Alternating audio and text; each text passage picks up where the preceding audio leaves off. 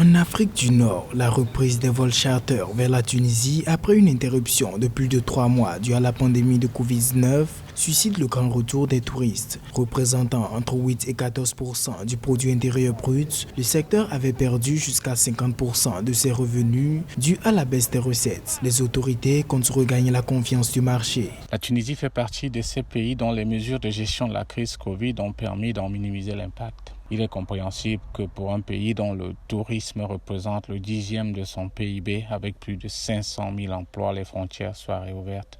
Bien, avec ces mouvements massifs internationaux de population rendus possibles, on s'expose bien entendu à un certain risque de recirculation entrant et sortant du virus. Le pays montre donc ses dispositions à vivre avec le Covid-19. La reprise des activités en Tunisie apparaît comme une occasion pour plusieurs branches sectorielles, surtout celles hôtelières, de rattraper le temps perdu. Malgré la réouverture des frontières au 27 juin 2020, les mesures sanitaires restent de mise. L'enjeu va être important dans ces conditions et il sera celui de la capacité à respecter des rigoureuses mesures de distanciation, comme la réduction de la moitié de la capacité hôtelière faite dans le pays. Et il faudra faire appliquer des mesures barrières par tous et bien entendu maintenir en alerte le système de surveillance épidémiologique avec la possibilité de tester localement toutes les personnes suspectes et à mettre en quatorzaine les cas positifs. La Tunisie a fait les frais d'énormes conséquences économiques et sociales liées à la crise sanitaire mondiale.